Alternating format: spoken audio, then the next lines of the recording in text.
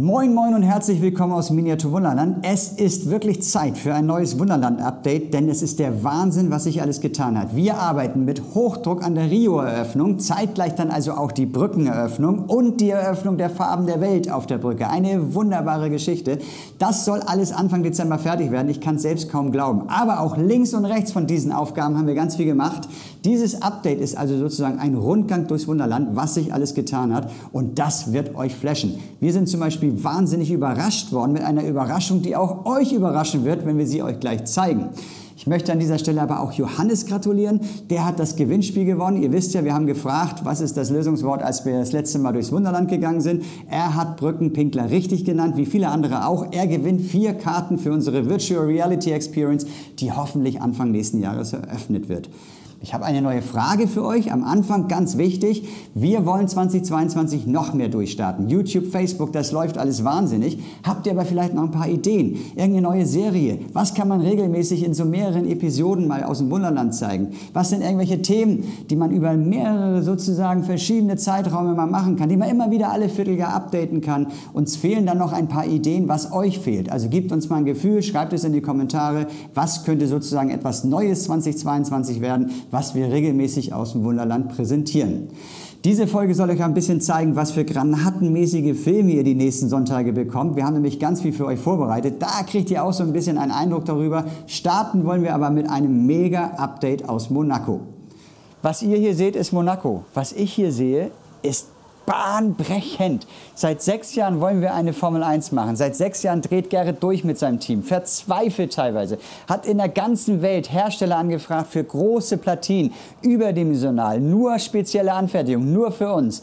Es ist immer wieder gescheitert. China, der beste Hersteller überhaupt, schickt uns Material, das nicht funktioniert hat. Die sind völlig verzweifelt gewesen. Haben selbst die Welt nicht mehr verstanden. Jetzt haben wir in Deutschland einen Hersteller gefunden, der gesagt hat, er kriegt das hin. Die ersten beiden Platinen sind eingebaut. Und Gerrit hat mir vorhin gesagt, er glaubt, dass er diese Woche Testfahrten mit bis zu 3 Autos auf der kleinen Strecke machen kann. Und wenn das klappt, ist das ein Durchbruch und dann seht ihr den nächste Woche in Gerrits Tagebuch. Ich entspanne mich gerade ein bisschen von der aufregenden Formel 1 und blätter hier ein paar Bilder durch von etwas ganz Verrückten. Und ich habe euch ja versprochen am Anfang, dass ihr eine Überraschung bekommt. Das ist sie. Miniatur in Miniatur. Was ist denn das? Das geht doch eigentlich kleiner als das Wunderland gar nicht mehr. Es geht, und zwar richtig klein. Das schaut euch am besten selbst an. Erwin hat euch nämlich was mitgebracht.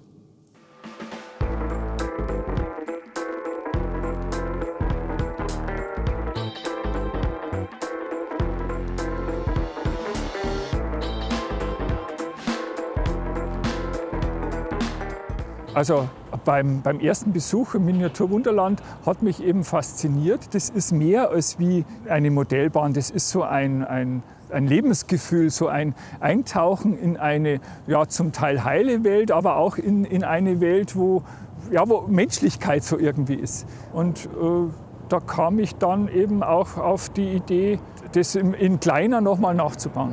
Ich habe irgendwann das erste Heft in der Hand gehabt und habe da gar nicht verstanden, was ist das eigentlich. Erst hat mir das dann genau angeschaut von ihm, habe dann realisiert, da hat jemand uns in einem ganz kleinen Maßstab noch mal kleiner kopiert und hat es 1:1 nachgebaut. Was ist das eigentlich? Und als ich das dann Stück für Stück verstanden habe, habe ich Gänsehaut gekriegt. Das ist unglaublich. Und das so in live zu sehen, das Wunderland wirklich, wenn man das so aus 1 Meter betrachtet, denkt man, da hat man ein Wunderland im Wunderland. Und wenn man dann genau schaut, fragt man sich die ganze Zeit, wie geht das?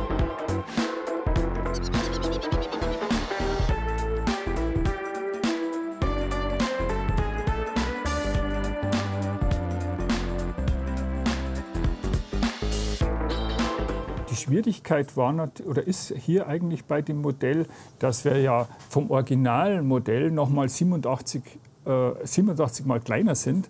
Und hier kann man natürlich an Details nicht mehr allzu viel arbeiten. Mir war es eben wichtig, so das Gesamtbild, dass das stimmig ist, dass man erkennt, was das für ein Gebäude ist. Und dann gibt es natürlich schon ein paar so Highlights, wie jetzt da den Michel. Da habe ich mich schon ein bisschen bemüht, dort auch die Fenster darzustellen. Oder natürlich auch bei der Elbphilharmonie, wo ich mal experimentiert habe, wie genau bringe ich es denn eigentlich hin oder wie genau muss ich es eigentlich hinbringen, dass das noch seinen Charakter hat.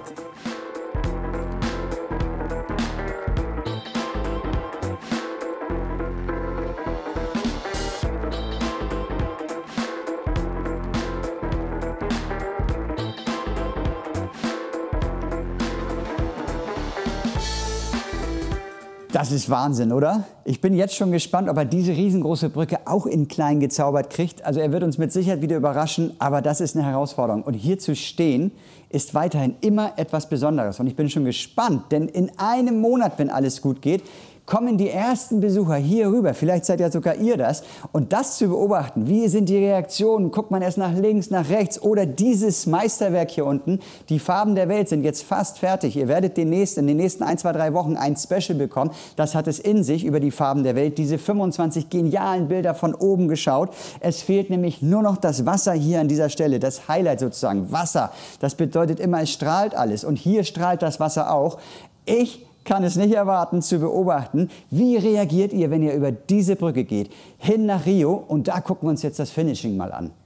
Tja, das habt ihr bestimmt etwas anders erwartet. Hier liegt eine Plane über unserem Rio-Abschnitt. Klar, es ist der Feinschliff. Wir sind dabei, die Decke schön ordentlich zu machen, die Hintergrundbemalung richtig zu machen, aber auch noch die ein oder anderen Fehler auszumerzen. Wir haben zum Beispiel vor unserer Copacabana gestanden, waren irgendwie begeistert, haben dann aber auch überlegt, irgendwas stimmt hier nicht, haben festgestellt, ein bisschen Remini ist dort eingezogen. Die Schirme waren alle geradlinig gemacht. Wir haben dann auf den Fotos nochmal geguckt, gesehen, dass das Leben in Rio doch noch mehr so an der Wasserlinie stattfindet. Das werden wir jetzt im letzten Monat noch ändern. Wir müssen natürlich das Wasser machen. Kommt immer am Ende. Wenn alle Figuren gesetzt sind, wenn alle 10 platziert sind, dann kommt ans Ende das Wasser rein.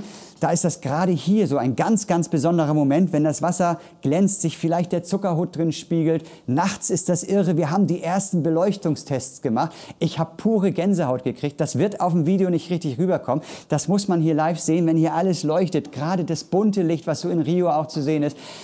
Das wird einfach nur toll. Und wir sehen jetzt, wenn wir gerade so einen Monat vor der Öffnung sind, es fügt sich alles zusammen. Es wird alles so, wie wir uns das vorstellen. Der Karneval, das habt ihr in der letzten Folge schon gesehen, wird eine Granate. Das wird mit Abstand die aufwendigste Druckknopfaktion, die es jemals im Wunderland gegeben hat.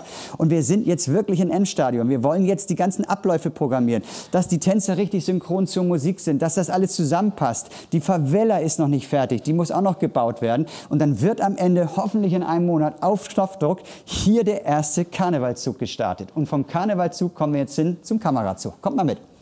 Ja, wir sind hier bei der nächsten Station und das ist eigentlich etwas für euch.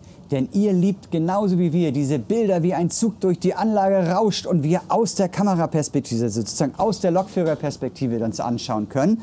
Und das Wunderland kann ja nicht normal sein. Wir müssen ja alles immer verrückt machen. Also, wir haben uns vorgenommen, einen neuen Kamerazug zu bauen. Das macht Thomas bei uns. Und schaut euch mal an, was der schon gemacht hat. Das sieht man auf den ersten Blick gar nicht so richtig, aber es ist verrückt. Das wird so ein cooler Zug. Er wird nämlich in 4 Richtungen filmen können. Nach vorne, nach hinten, zur Seite. Er hat das vorher gezeichnet und dann aufwendig in 3D gedruckt. Ihr müsst euch das mal anschauen. Guckt euch das mal an, was für ein futuristischer Zug das geworden ist. Das ist die Karosserie. Und letztendlich kann man das auch mal von innen sehen. Da ist die Technik drin. Vorne Kamera, hinten Kamera, an der Seite Kamera. Und hier ist es schon fast fertig. Das ist eine mega aufwendige Geschichte. Die bekommt ihr also noch einmal ein extra Special zu sehen. Aber man sieht schon, wenn man das Ganze zusammenbaut, es sieht nach einem Zug aus, den es so in dieser Form noch nie gegeben hat. Aber wenn man hier zum Beispiel die Gimbal drauf macht, sieht man schon, es passt alles. Das werden irre Aufnahmen, dazu aber später mehr.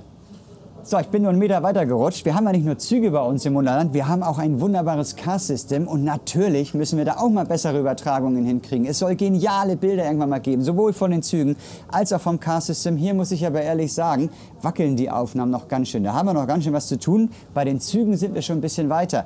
Hier kommt dann später auch eine 4K-Kamera etwas kleiner rein, werden geniale Aufnahmen. Ich weiß noch nicht genau, ob es so wie beim Zug wird, wo wir wirklich dann in alle Richtungen schwenken können. Wir können nach hinten raus, zur Seite, die Kamera vorne ist schwenkbar. Ich weiß nicht, ob wir das in so ein kleines Auto reinkriegen werden. Es ist aber auf jeden Fall für die nächsten Jahre eine wunderbare Spielwiese, denn wir wollen noch weiterkommen. Es soll nicht nur so sein, dass es sozusagen für uns, für die Videos, damit ihr die zu Hause sehen könnt, wird. Wir wollen eigentlich eine Übertragungstechnik da reinsetzen, stärkere Akkus, damit das auch auf dem Leitstand zu sehen ist, vielleicht auch mal irgendwann ins Internet gestreamt werden kann. Also ganz ehrlich, das wird uns noch 5 Jahre begleiten bestimmt, bis wir das endgültige Produkt haben, wo wir sagen, das ist der ultimative Kamerazug und das ultimative Car-System-Auto. Jetzt aber erstmal weg von was total Technischem wie dem Kamerazug hin zu einer ganz liebevollen, tollen Geschichte. Ist aber ein absoluter Insider. Und zwar für diejenigen, die Teil 2 Vermächtnis des Wunderlandes schon gekauft und gelesen haben. Ist übrigens mega toll angelaufen, ist schon wieder teilweise ausverkauft. Olivia, Tom, Bruno und Pi erleben wieder wunderbare Geschichten. Und sie haben diesmal ihren kleinen Firestarter auf eine Gondel gesetzt. Und die hat Theresa ganz toll gebaut und die bekommt gleich einen ganz tollen Platz im Venedig-Abschnitt. Bis dahin seht ihr aber ein paar Bilder, wie sie entstanden ist.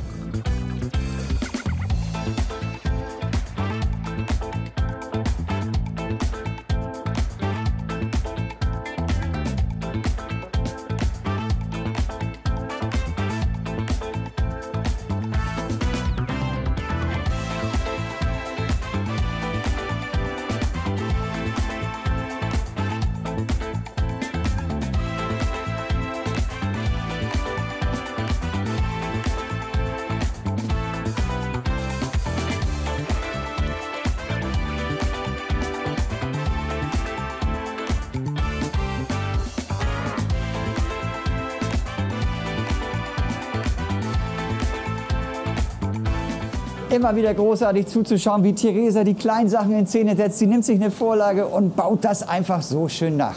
Das war's für heute. Ein Wunderland-Update geht wieder zu Ende. Denkt an unsere wichtigen Fragen. Uns persönlich interessiert wahnsinnig. Welche Ideen habt ihr für ein neues YouTube-Format? Was könnte durch die Decke gehen, weil man es über Jahre immer wieder in tollen Episoden zeigen könnte? Was interessiert euch? Was braucht die Welt? Also schreibt das mal in die Kommentare. Jetzt für uns aber ein Höhepunkt. Wir sagen erstmal Tschüss, alles Gute, bleibt gesund und munter und wir setzen jetzt den Firestarter direkt vor die Rialto-Brücke.